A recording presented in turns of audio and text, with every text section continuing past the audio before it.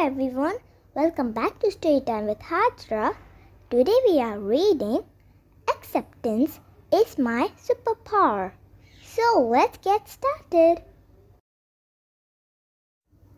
To all the children of the world, this book is written for you, so you can learn to love yourself and accept everyone around you. The world would be a boring place if we were all the same.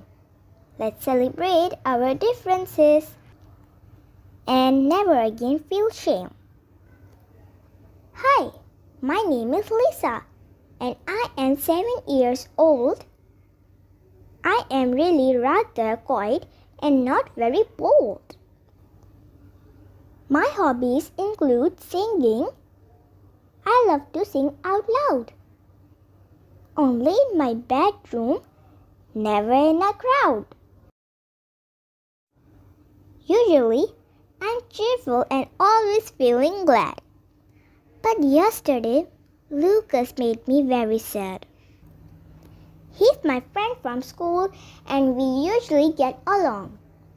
But yesterday was different and it all went horribly wrong. Through every single playtime and all through my classes, he teased me and made me cry because I wear glasses. I want to be like others. I cried to Mom that night. She held me in her arms and squeezed me very tight. I know you do, my little love, but let me try and explain. If everyone were the same in the world, it really would be plain. Height, skin or hair color, or even glasses on our face, we all have our differences, making the world an interesting place. I'd never even thought of it that way. What Mom said was true. Then Dad came in with fruit and showed me something too. Here I have a banana and an apple, red and ripe. I know you love your fruit, but which is your favorite type? Neither, I said to Dad. I love them both the same. Even though they're different, said Dad, and I understood the game. We all have our differences, Mom said. It's what makes us so unique. From the way we look and think to the languages we speak. Even Dad is different from us, with no hair on his head. But instead of loving him less, I love him more instead. What about your Uncle Jimmy, the one with the curly hair? He is also different because of his wheelchair. That's right, my dad said. He can't walk at all. But that didn't stop him winning gold in wheelchair basketball. I then started thinking about all the people I knew. The thing we have in common is we are all different too. My grandma talks through sign language with the help of her hands. But she never lets her deafness ruin any of her plans. My friend Betty, who's adopted and of all my friends the best, she says, I'm glad my new family chose me. I feel so very blessed. To accept each other's differences, Dad said, is called diversity. And it means we must treat everyone with respect and courtesy. Our differences are many, making the world a better place. I'm now proud of my glasses that sit on my little face. With them, I know I see better and have a different view. They help me read my music, which makes me sing better too. Diversity is acceptance of all our different ways. If everyone understood that, we'd all have better days. Some people like to swim and others love to run. Some people love the winter and others enjoy the sun. Our differences are many, from our clothes down to our looks, from the subjects we love at school and even our favorite books. Now I have this knowledge, it wouldn't be very fair to keep it to myself and with my friends not sure. The next day when Lucas saw me, he came up to me and said, "I'm sorry, I hurt your feelings.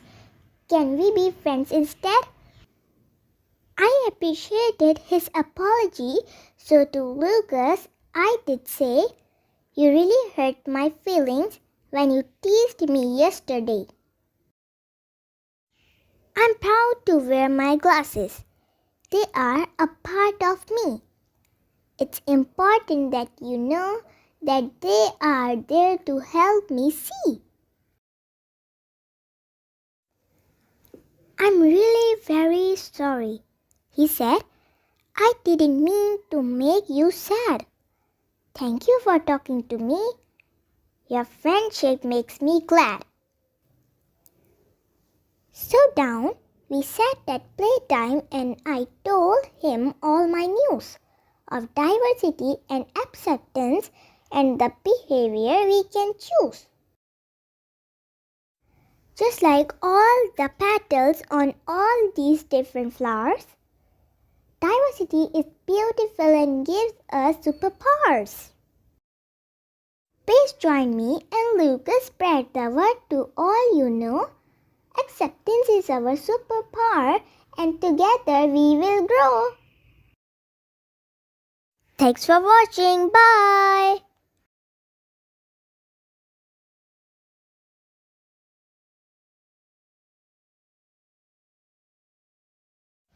Hello everyone. Welcome back to Storytime with Hajira. Today we are reading Breathing is My Superpower. So let's get started. Hi, my name is Sophia and this is my friend B. She's a clever unicorn and 7 just like me.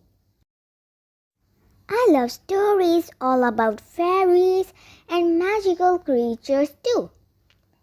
But sometimes I have worries and I was wondering if you did too.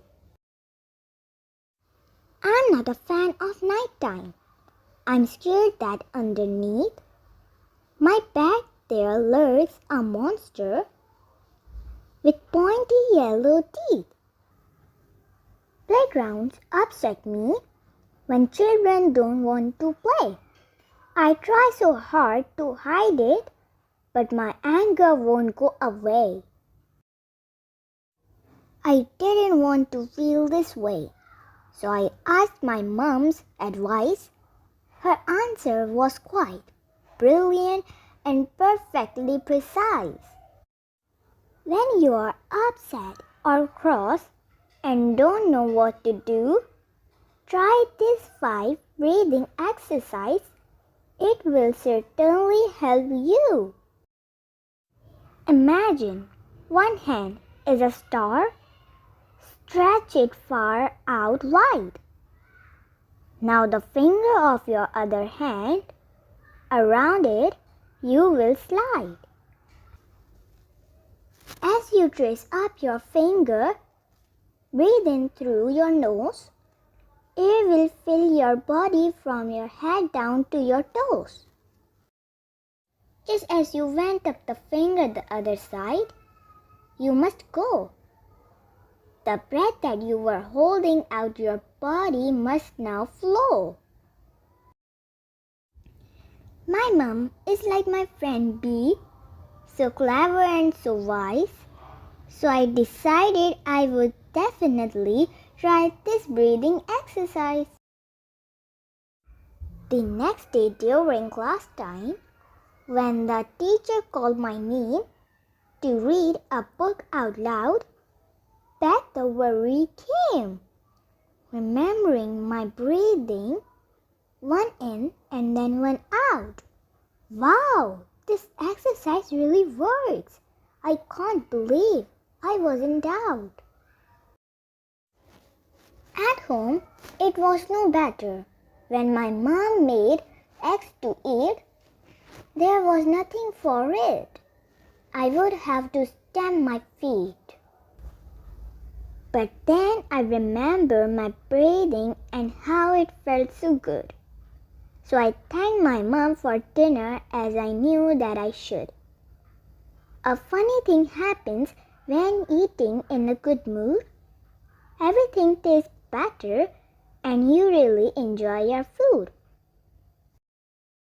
Now, whenever I am sad or cross, I'm happy to report I use my special breathing power and the episodes are short.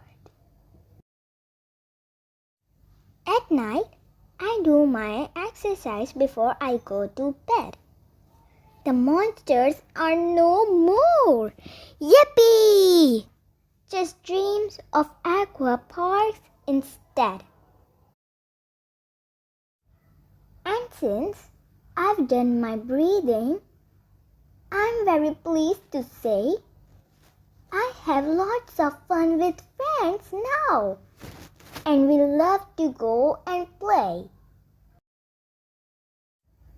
Now when we have our worries, we know what we can do.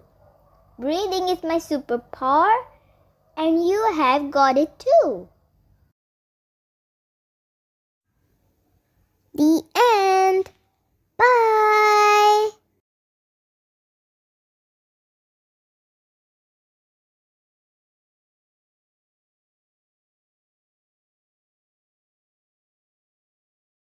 Hello everyone, welcome back to Storytime with Hajira. Today we are reading Confidence is My Superpower. So let's get started.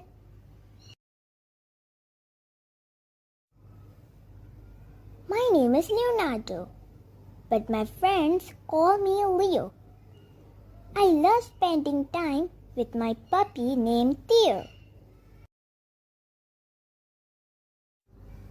I have really big dreams even though I'm small, but sometimes I don't have much self-confidence at all.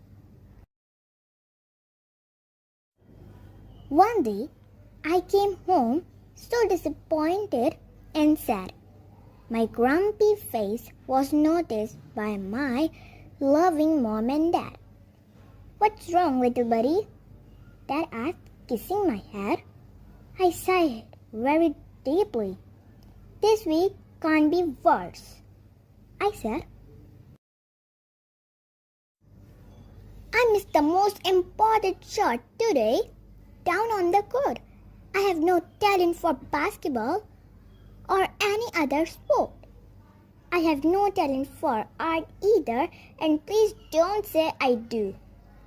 If you had seen my rocket model, you would think so too."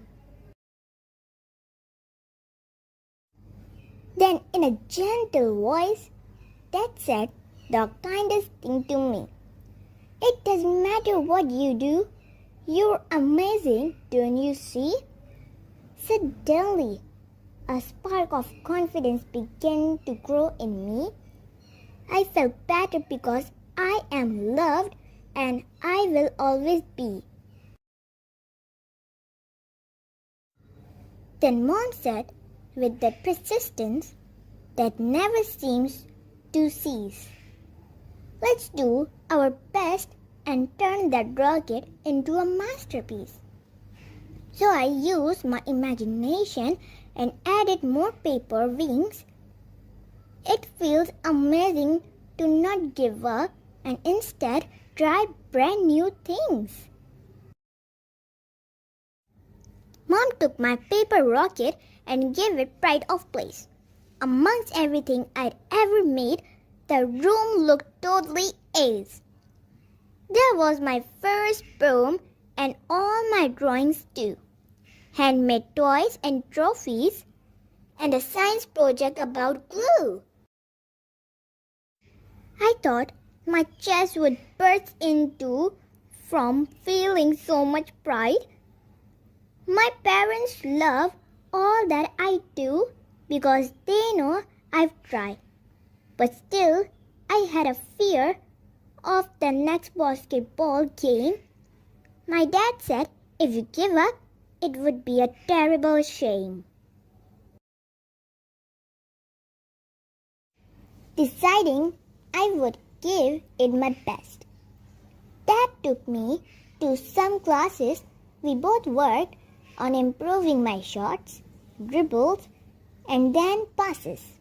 Having a choice is amazing, and the best thing that can be, I can choose to do whatever I want because I am free. Since gaining my new confidence, I love to do good deeds, so I make sure that Theo gets everything he needs. I feed him and I bathe him so he doesn't start to smell because I am helpful and responsible as well.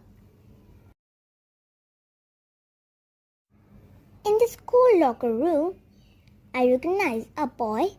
Other kids were teasing him for having a stuffed toy. They were being rude and mean as much as they could be. Stop it now. He's part of our team, just like you and me. My self-confidence was growing and I was very proud. It feels good to be brave and speak my mind out loud. I made it my duty to befriend the boy that day. We train together and support each other every single day. Helping those in need is the least that I can do. I support my friends, but I get support too. Finally, the day came for the biggest game of my life. My team all played like never before, together without strikes. There I was. I dribbled and shot and passed the ball around. We won! We won! So excited we were, we jumped high off the ground. So happy was I and loving the crowd cheering and praising. I've overcome my challenges because I'm amazing. I learned failures are important. Failures are okay. But I have to set goals and strive for them each day.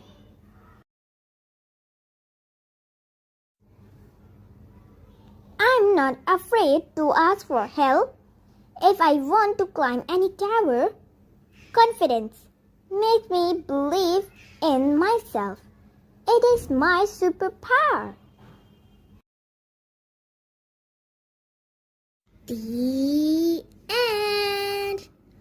Bye.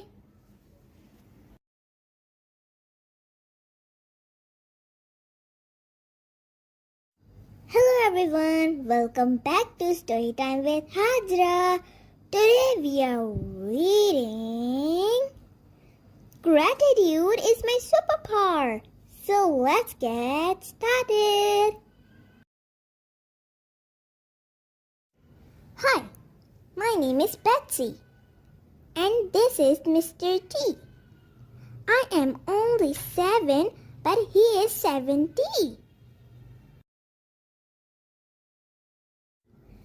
You wouldn't know to look at him.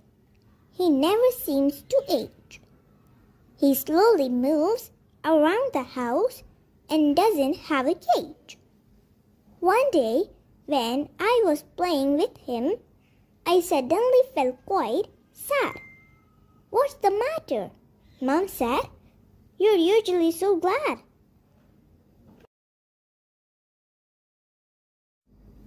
It's Mr. T, I said to her.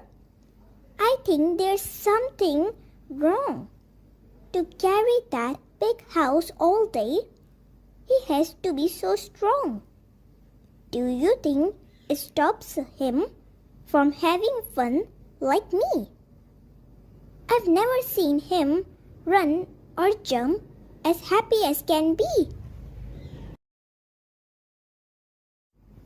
Oh, my dear, you mustn't worry. Mr. T is fine. Turtles have different needs in life. They are not like yours or mine. The nature of a turtle is harmless, quiet, and shy. They love to hide inside their shells when people pass them by. So, Mr. T is very grateful for everything he's got, which means he doesn't worry about things he has not. Let's play a game together, Mom said. I call it gratitude.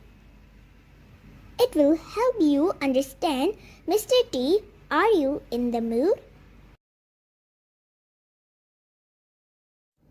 Mom takes me to the garden and just behind the flowers. Picking up a stone, she says, this has superpowers. Every time you're upset when things don't go as planned, you take out your gratitude stone and hold it in your hand. The stone will work its magic and soon you'll begin to see. Everything that's happening is what it's meant to be. No sooner had we gone inside, the sky began to rain. Tears began to fill my eyes. I wanted to go out again. Remembering my special stone, I squeezed with all my might. What could I be grateful for when rain was in my sight? But just then, I remember without it, plants won't grow, fish wouldn't live in the sea, and rivers wouldn't flow. Thank you, sky, for raining. You're really rather clever. Now, I know the job you do. You can rain whenever. Next morning, when it's time to wake, my body filled with dread.